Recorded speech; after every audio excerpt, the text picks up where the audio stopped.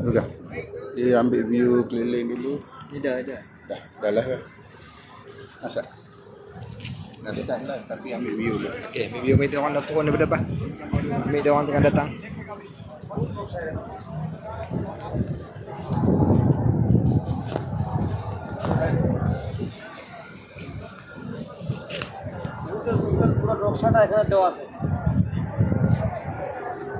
Okey.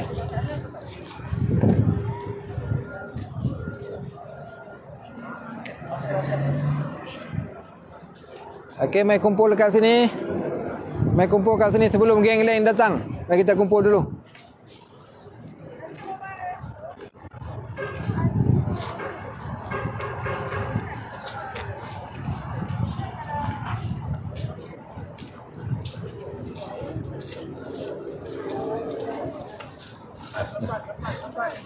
Mampir.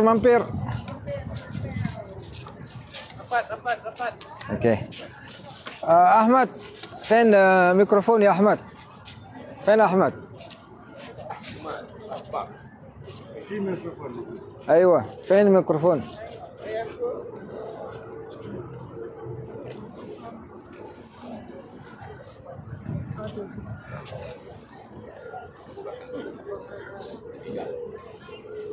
tak nampak? Oh terang. Kayak ni je. Hadar صغير. Bimshi منيح يعني.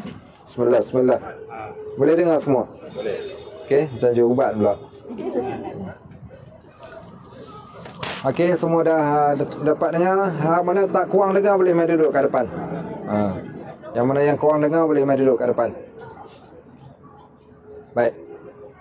Assalamualaikum warahmatullahi wabarakatuh. Alhamdulillah wassalatu wassalamu ala Rasulillah wa ala alihi wa sahbihi wa man walah. Alhamdulillah buat julung-julung kalinya kita datang ke Uhud ketika waktu sekarang ni. Kebiasaan orang datang pada waktu pagi. Dan kadang-kala kami dan kalau tanya saya suka pilih datang pada waktu malam. Sejuk, suasananya lebih terasa feel dia tu. Lebih-lebih lagi saat memandang ke Bukit Uhud.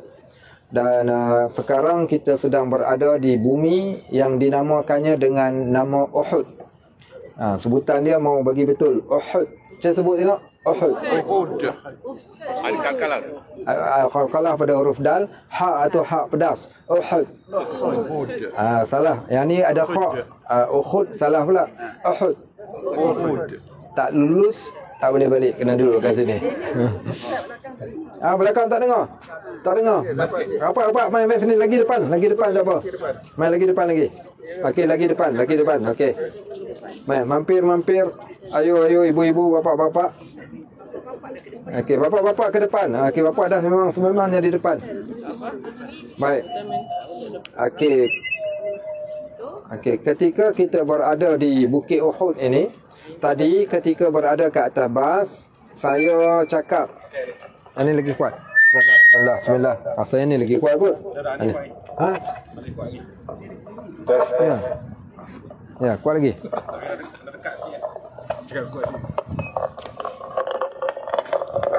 Bismillah.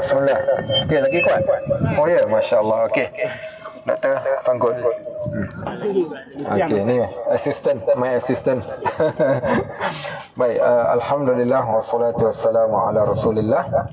Tadi ke atas bas saya kata okey, sila pandang ke Bukit Uhud. Doktor dah pandang tadi Bukit Uhud. Dah pandang.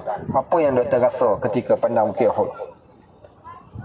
Bukit yang special sebab sebab tak ada rumput pun. Okey, sebab dia tak ada sebarang tumbuhan. Okey, barakallahu fik. Satu jawapan yang menarik. Nampak merah iaitu macam darah. Bukit yang pertama, bukit yang tidak ada tumbuhan. Yang kedua, warnanya kemerahan seumpama darah, seumpama satu tangisan ataupun satu luahan. Okey, ada seumpama darah. Okey, dia sama bukit ini dengan satu bukit yang berada di Syam, iaitu Jabal Qasyun. Jabal Qasyun tempat dikatakan berlakunya kisah Habil dan Qabil. Juga bukit yang berwarna merah, seakan-akan dia menyaksikan satu kisah yang amat luar biasa, yang menyedihkan ataupun ialah benda yang menduka citakan. Bukan? Baik, 2. Lain lagi, siapa lagi tengok tadi? Prof tengok juga bukit ni tadi. Tengok. Apa yang Prof rasa? Panjangnya Panjang 6 kilo 7 km. Okey, panjang 6 km, lebar 3 km. Okey. 3. Okey, 3 km lagi. Apa yang Prof rasa ketika tengok? Rasa apa? Akan berada di surga, Ustaz. Seakan-akan berada di syurga. Okey, saya suka statement ini kerana di antara salah satu daripada riwayat yang menyebut ini di antara salah satu bukit yang akan ditumbuhkan di syurga. Salah satu bukit yang akan diletakkan di syurga, dan kita pandang bukit ini, kita memohon ya Allah, sebagaimana hari ini kami dapat pandang bukit ini, jadikan kami juga dapat pandangnya ketika berada di hari akhirat, of course, ke dalam syurga. Okey, lain lagi, siapa yang waktu dia pandang tu dia nampak apa? Macam mana, cikgu?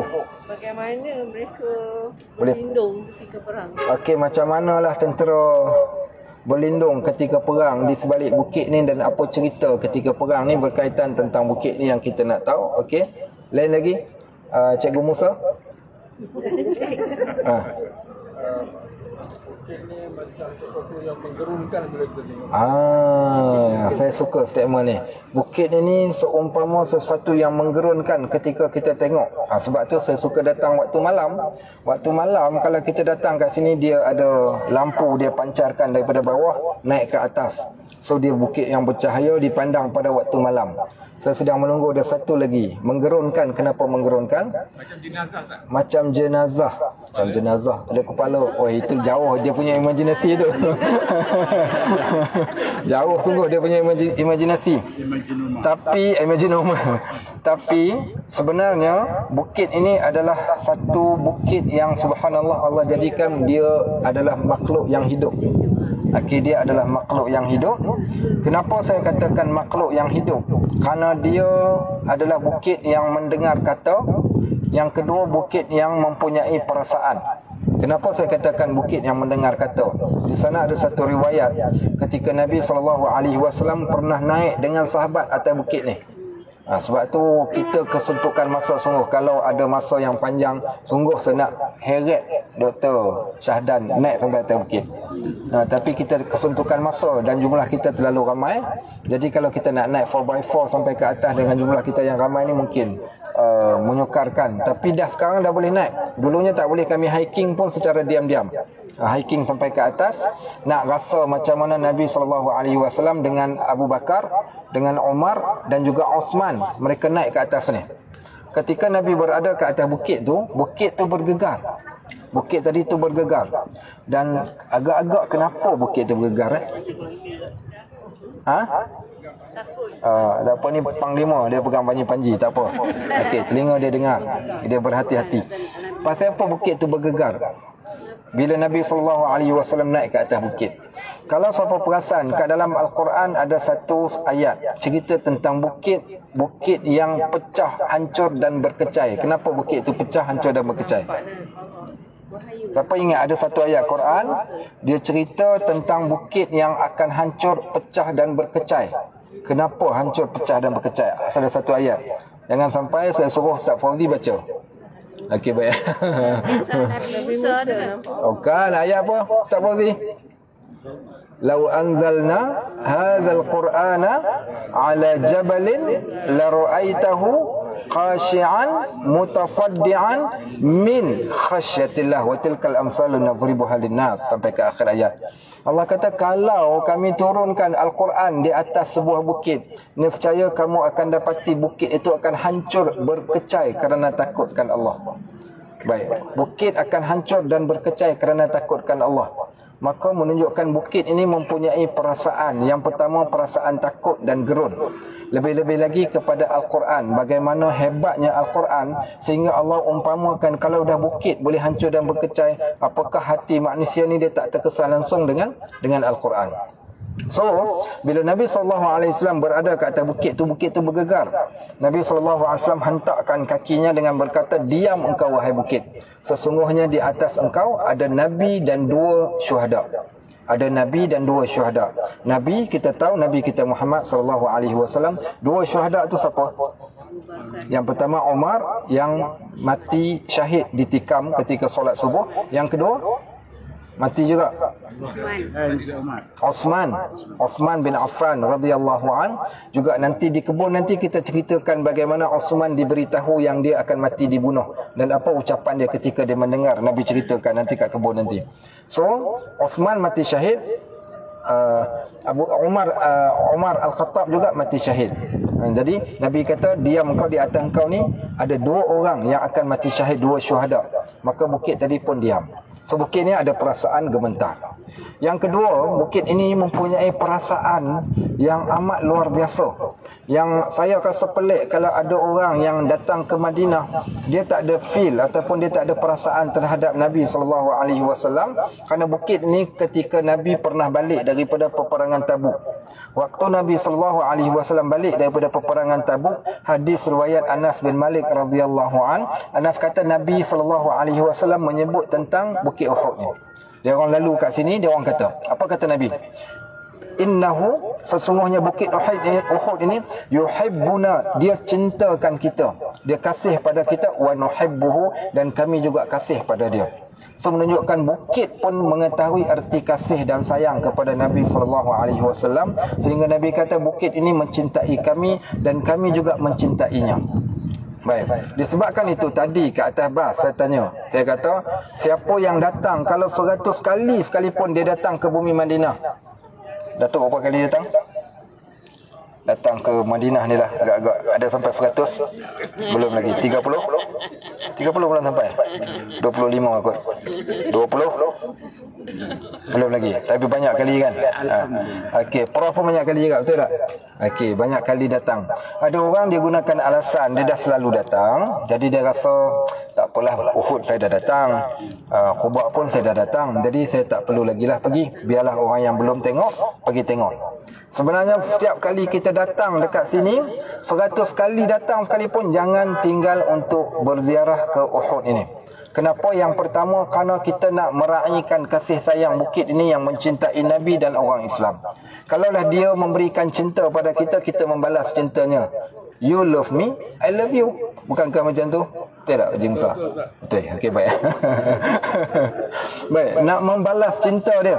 Yang kedua, nak membalas, kita nak bukanlah maksudnya kita kata kalaulah bukit pun mengisytiharkan dia cinta pada Nabi, habis kenapa kita tak boleh buat benda yang sama? Kita juga nak mengatakan nuhibbuka ya Rasulullah, kami juga kasih kepada engkau ya Rasulullah, sebagaimana bukit Uhud ini kasih pada kami. So kita nak menzahirkan perasaan kasih. Di samping itu, bumi ini, Uhud ini tempat yang menjadi kesukaan Nabi SAW, sehingga dia selalu datang menziarahi perkuburan para syuhada Uhud. Kalau dah setiap tempat yang Nabi suka, kita kena suka. Nah, sebab itu Nabi SAW ni dia ajar sahabat dengan satu doa yang berbunyi, Allahumma inni as'aluka hubbak wa hubba man yuhibbuk wa amal allazi yuqarribuni ila hubbik.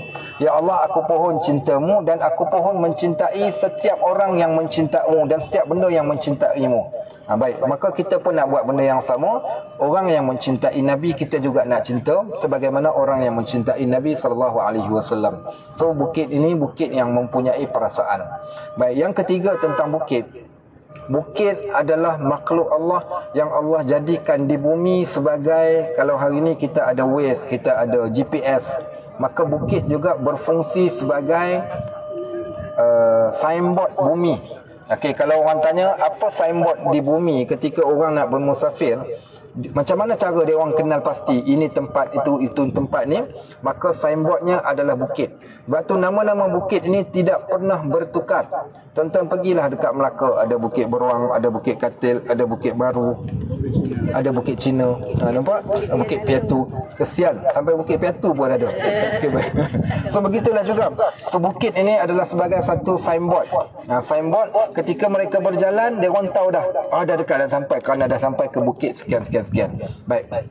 Kemudian bukit ini yang keempat, sebab itulah bukit ini sebagai pasak bumi. Bukit adalah pasak bumi. Allah Subhanahu Wa Taala sebut di dalam Al-Quran, wal jibala autada, dan kami jadikan bukit itu sebagai pasak. maka bukit adalah sebagai pasak bumi. Sebab itulah selagi mana ada bukit menunjukkan bumi ini takkan hancur. Tapi Allah jadikan di antara salah satu tanda-tanda kiamat berlaku bila Allah terbangkan bukit dan Allah hancurkan bukit-bukit tersebut. Maka dia adalah satu tanda di bumi sebab bagi manusia untuk memikirkan.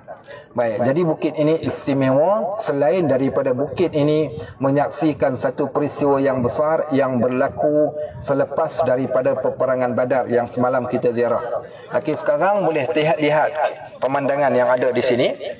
Okey, di sini digambarkan berlakunya satu peristiwa peperangan yang dinamakan peperangan Uhud. Baik. Peperangan Uhud ni berlaku tahun bila, Prof? 3 Hijrah. Okey, berlaku tahun ketiga Hijrah. Badar tahun kedua Hijrah. Selang setahun berlaku peperangan Uhud. Jadi ketika berlaku peperangan Uhud ini, tentera Quraisy ataupun orang Quraisy merasa tertekan, merasa dihina, geram, nak balas dendam kerana kalah di dalam peperangan Badar. Mereka nak membalas dendam untuk datang serang, dan dikabarkan kepada Nabi SAW atas risikan, iaitu geng Quraisy akan mengaturkan serangan, datang nak serang Madinah. Nabi SAW berbincang dengan para sahabat pada waktu tersebut, iaitu nak bertahan di dalam bandar Madinah ataupun nak keluar daripada Madinah. Maka pada waktu tersebut ada dua pandangan. Pandangan pertama mempertahankan daripada dalam, yang kedua mengatakan tak, kita keluar. Kalau mempertahankan daripada dalam ni nampak macam defensif kan, tapi kalau kita katakan mempertahan keluar daripada situ, macam kita ofensif kan. So Nabi SAW akhirnya setelah dibincangkan dengan sahabat, maka mereka bersepakat untuk keluar daripada bumi Madinah. So yang ada di bawah ni bumi Madinah, sekarang dah ambil keputusan nak keluar. Puak munafikin kata tak payahlah keluar, kita tahankan, pertahankan daripada dalam Madinah, jangan keluar. Pada waktu tersebut bapa munafik, siapa nama bapa munafik? Abdullah Ubay. Abdullah bin Ubay bin Salul. Abdullah bin Ubay bin Salul. Abdullah bin Ubay ni Allah jadikan kepada dia seorang tokoh yang hebat. Dia seorang yang pakar berpidato, berperwatakan menarik, tinggi lampai tubuh badannya, badan sadu, badan sedap, bercakapnya pandai, sehingga dikatakan pada waktu tersebut kalau dia berdiri di hadapan orang, dia bagi salam saja orang penuh kerumun kat depan dia. Dia orang yang pandai bercakap. Jadi dialah yang bangun bercakap dan menghasut orang ramai, kita jangan ikut Muhammad ni, kita dah bincang nak perang daripada dalam, dia kata pula nak pergi kat luar. Jadi daripada jumlah 1000 orang nak keluar pergi berperang ni, akhirnya sampai di tengah jalan, nampak tak ni? Ruju'ul munafiqin. Orang munafik ni dia tunjuk kononnya dia bersetuju nak ikut. Okey. So okey jah, jom kita keluar ramai-ramai. Keluar sampai separuh jalan dekat sini, dia orang hundur patah balik. So ruju'ul munafiqin, orang munafik patah balik, dan baki yang tinggal 700 orang.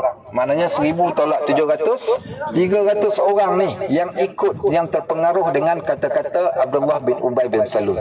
So 7 orang ni lah yang pergi.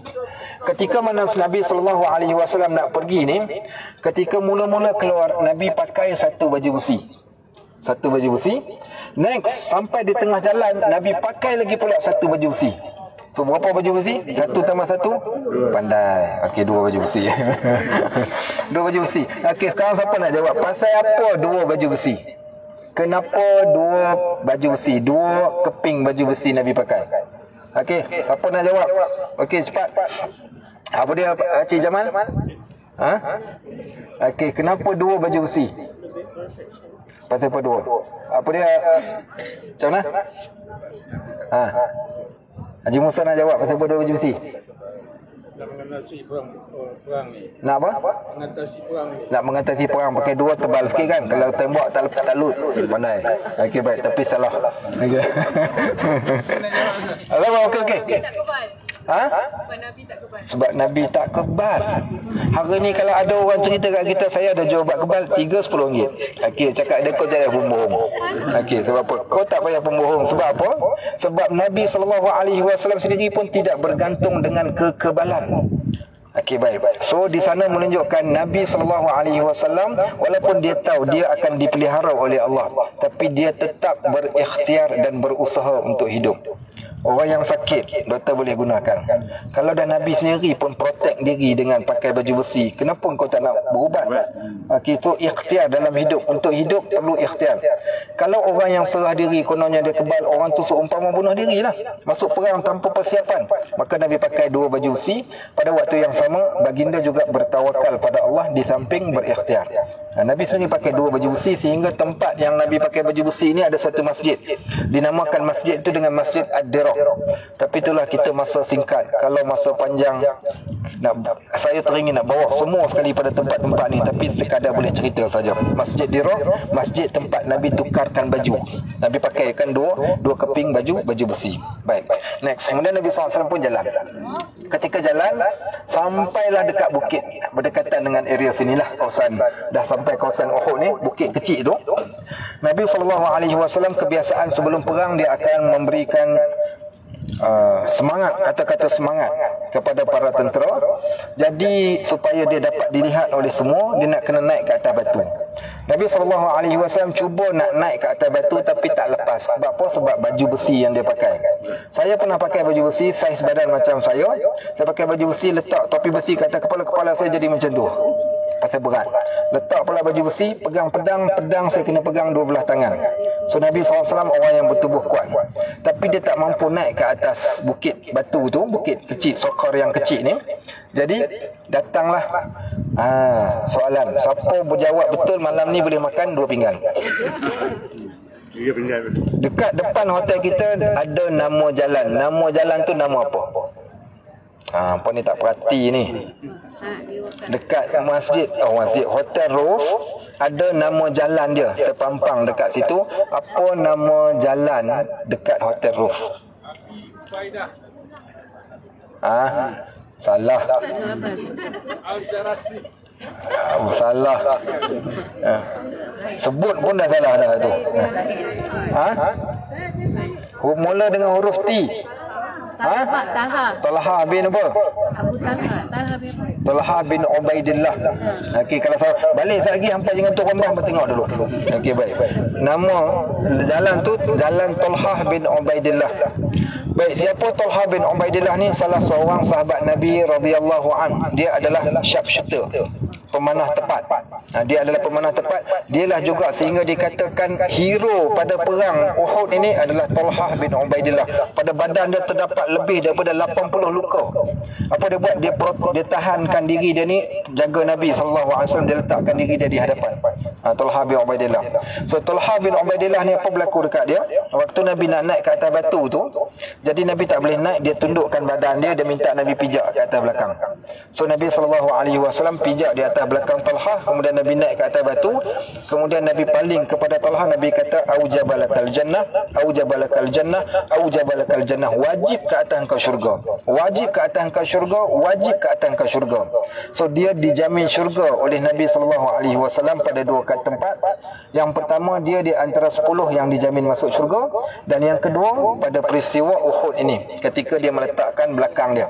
Baik, maka Talha ni dia ceritakan dia punya kehebatan dan kepakaran dia ni. Bila dia panah tu, dia boleh panah 1 anak panah untuk 3 musuh. Okey, 1 anak panah dengan 3 musuh. Maksudnya macam mana dia berlari, dia panah, dia berlari, dia cabut balik, dia panah kali yang kedua dan dia panah kali yang ketiga dengan 1 anak panah yang sama.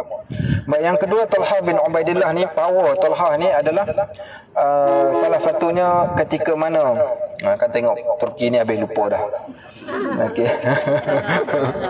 Talha bin Ubaidillah radhiyallahu an, dia ceritakan salah satunya ketika ada satu musuh, maka dia panah tu, dia orang pakai baju besi, topi besi, nampak mata. So dia boleh aim topi, dia boleh aim mata orang yang pakai topi besi itu tepat kena dekat kepala kafir itu sehingga terlentang. Dan Nabi SAW pun ketawa melihat ketepatan panahan Talha bin Ubaidillah. Sehingga dirakamkan hadis ini di dalam bab ketawa Nabi SAW. Itu cerita Talha. So Nabi naik berucap ke atas bukit tersebut. Baik, sekarang kita terus pergi tengok balik. So berlakulah di atas Jabal Ar-Rumah ini diletakkan tentera pemanah. Nabi kata jangan siapa pun turun, menang atau kalah jangan tinggalkan tempat, duduk ke atas tu. Jadi tempat ini dataran, Kemudian bukit berada di belakang, depannya adalah tempat pemanah, dan tentera musuh datang daripada arah sana. Okey, tentera musuh datang daripada arah sana. Okey, so apa buat? Maka mereka tentera Islam akan datang daripada sebelah sini. Okey, so kita lihat kat sini, pergi, okey, bukit. Itu kita tengok ni kan, kita datang dari sini kan. Okey, tu bukit panah, kemudian dia tu ketika dekat sinilah berlaku pertempuran. Permulaannya iaitu yang berlawan antara di ketika waktu tersebut pihak Quraisy diketuai dipimpin oleh Khalid ibn al-Walid, juga Ikrimah bin Abu Jahal. Tapi tahu tak apa berlaku kat dua orang ni? Dua orang ni masuk Islam termasuk dengan Abu Sufyan. Tiga orang. Sebab tu hari ni bila kita melihat orang yang mungkin belum dapat hidayah, belum tentu lagi selama-lamanya mereka belum dapat hidayah, akhirnya mereka ni menjadi pejuang Islam. So saya ringkaskan cerita, ramai yang tengok yang nak masuk ni. Okey, kemudian apa berlaku? Berlaku pertempuran dan tentera Islam pada waktu tersebut permulaannya hampir menang. Dah dikatakan menang dah lah. Tentera musuh dah lari. Okey, nampak? So, geng yang dibawa oleh Ikrimah bin Abu Jahal ni kena kejar dan dia lari. Bila lari, maka geng atas ni duk sorak kata menang, kita menang, kita menang. Jadi harta rampasan perang berada di bawah. Tentera pemanah mula tinggalkan tempat, turun ke medan untuk nak ambil ni. Kemudian di sana siapa datang? Khalid ibn al-Walid. Baik, Khalid ibn al-Walid bila dia tengok, dia lari kat sini, dia tengok orang dah atas bukit dah turun, apa dia buat? Dia pergi kat sana, dia patah balik. Dia patah balik, di sinilah berlaku ambush daripada belakang, sehingga tentera Islam dah jadi kucar kacir, tak boleh nak buat apa-apa lagi. Akhirnya mengalami kekalahan pada waktu tersebut, sehingga menjadikan Nabi SAW juga tercedera. Nabi tercedera, tertancap satu besi daripada topi itu kena muka Nabi SAW sehingga berdarah, dan yang mencabutnya adalah Sa'ad bin Abi Waqqas dengan gigi dia. So saya ringkaskan cerita. Di antara hero-hero yang ada di dalam peperangan ini ada beberapa orang. Saya ambil dulu hero kanak-kanak. Ada dua kanak-kanak. Panjang cerita ni, kita ringkaskan Okey, dua kanak-kanak. Yang pertama Rafiq bin Rafiq, dan yang keduanya Samurah. Budak ni budak muda sangat. Jadi dia orang ni walaupun muda tapi semangat juang yang tinggi. Dia orang datang masuk di dalam perbarisan tentera ni, dia orang angkat tumit kaki supaya nampak tinggi. Jadi Nabi SAW cek seorang-seorang sampai dekat Rafiq, Nabi terima. Sampai dekat Samurah, Nabi tolak. Dua-dua orang ni kawan, berusia sekitar 14 ke 15 tahun. Jadi apa berlaku? Rafiq suka, tapi Samurah ni menangis. Bila Nabi tolak saja dia terus menangis. Hari ni kalau kita kata, contohnya, okey, kita akan pilih ramai-ramai ni seorang akan dihantar ke Palestin, saya pilih Dr. Syahdan. Dr. Syahdan kata, saya dah tua Ustaz, pilihlah muda. Okey, contohnya bukan. Jadi apa berlaku dekat Samurah? Samurah ni menangis sebab tak dipilih. Nabi SAW tanya, walimal buka'u ya Samurah. Samurah kenapa menangis? Kata Samurah, qabilta Rafi'an ma'anni asra' minhu ya Rasulullah. Engkau terima Rafiq sedangkan aku lebih kuat. So Nabi minta dua-dua orang ni bergusti. Akhirnya bila dilihat dua-dua kuat, diterima masuk dua-dua menjadi tentera Islam. Baik. Juga selepas peperangan ini, saya ringkaskan cerita di antara yang terkorban pada waktu tersebut. Di antara yang cedera Sa'ad bin Abi Waqqas radhiyallahu an. Setiap kali dia cabut panah, Nabi tolong pegang anak panah dia, Nabi letak, Nabi berikan pada dia. Nabi kata, Sa'ad, aku doakan pada engkau. Yang pertama, tepatkan panahannya. Yang kedua, mustajabkan doa. Dua-dua tu dapat dekat Sa'ad bin Abi Waqqas. Dia OKU disebabkan perang ni, kaki dia jadi capit disebabkan perang ni. Dan juga yang mati syahid di dalam peperangan ni beberapa orang sahabat yang besar. Yang pertama Hamzah, yang keduanya adalah Hamzalah, yang ketiganya adalah Az-Zubair bin Al-Awwam. Sehingga Nabi SAW menangis pada waktu tersebut. Dan yang menariknya kisah seorang syuhada yang bernama Hamzalah, ketika dilihat jenazah dia penuh digenangi dengan air. Nabi tanya sahabat, air apakah ini? Sahabat kata, kami tak tahu. Nabi pun mengatakan air itu adalah air mandian para malaikat yang memandikan Hamzalah, kerana ketika dia syahid, dia belum lagi sempat mandi junub pada waktu tersebut. Itu di antara beberapa kisah sahabat yang sempat kita ceritakan. So tuan-tuan bacalah kisah Uhud ni, kisah yang menyayat hati. Tapi setelah saya baca kisah tu, saya tak katakan yang peperangan ini tentera Islam kalah. Cuma Allah uji. Kenapa? Selepas perang ni, Nabi balik ke Madinah tak sempat, tentera ni tak sempat nak sembuh. Tak sempat nak orang kata nak letak baju besi ni. Apa buat? Nabi kata, siap semua kita patah balik. Kita pergi kejar. Dia orang sempat kejar orang musyrikin, tapi orang musyrikin telah pun lepas dan yang teramat jauh. Kalau tak, memang akan Nabi SAW ni akan terus berperang balik. Maka seakan-akan tidaklah kita katakan mengalami kekalahan yang sebab umpama kekalahan dalam peperangan yang lain, cuma strategi yang salah. Puncanya satu benda, siapa tahu?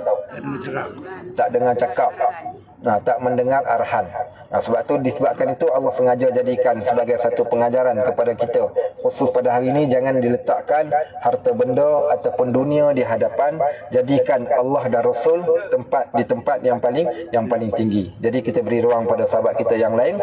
InsyaAllah kita akan bergerak menuju ke perkuburan Uhud. Kita ucapkan salam dan kita berdoa di sana insya-Allah. Assalamualaikum warahmatullahi wabarakatuh. Okey.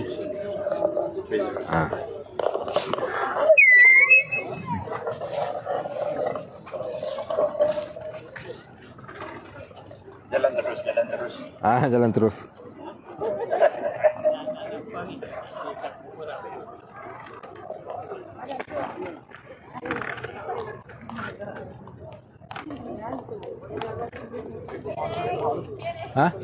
Maghrib. Buat maghrib kat Kubak. Kita main ucap salam depan ni dah dengan kita maghrib.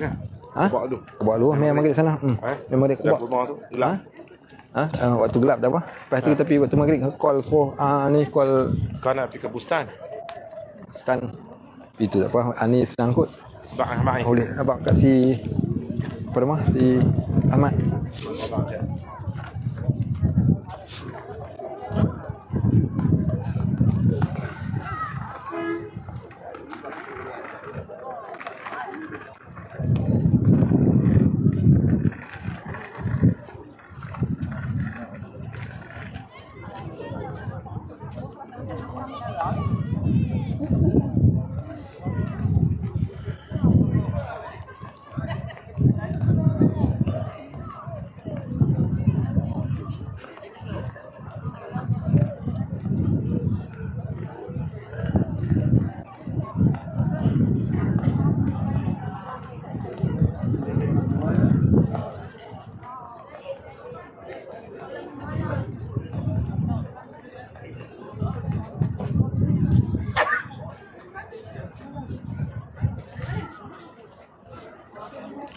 Okey.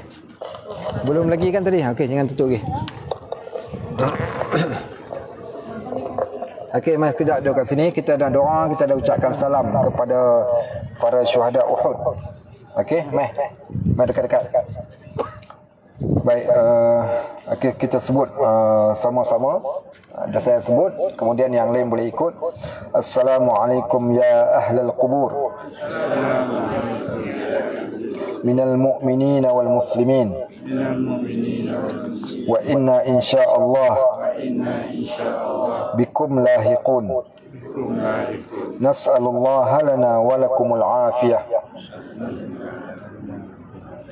Sekali lagi, nas'alullah lana wa lakum al-afiyah. Baik, okey, kita ceritakan sedikit sebelum kita berdoa dengan doa yang lain. Diceritakan di antara amalan salaf ketika mereka datang ke perkuburan Uhud ini, kata Imam Malik rahimahullah. Imam Malik dia kata, aku tidak pernah memasuki Madinah melainkan aku akan berikan salam kepada iaitu syuhada Uhud. Aku tak pernah masuk ke Madinah. Setiap kali dia keluar, dia nak masuk Madinah, tempat pertama yang dia datang untuk ucapkan salam adalah ke perkuburan Uhud. Bahkan Nabi SAW sendiri menyebut tentang tempat perkuburan ini dengan berkata, ana syahidun ala haula. Aku menjadi saksi ke atas mereka di dunia dan hari akhirat kelak. So kita doakan kepada para syuhada Uhud sebagaimana didoakan oleh para salafun salih.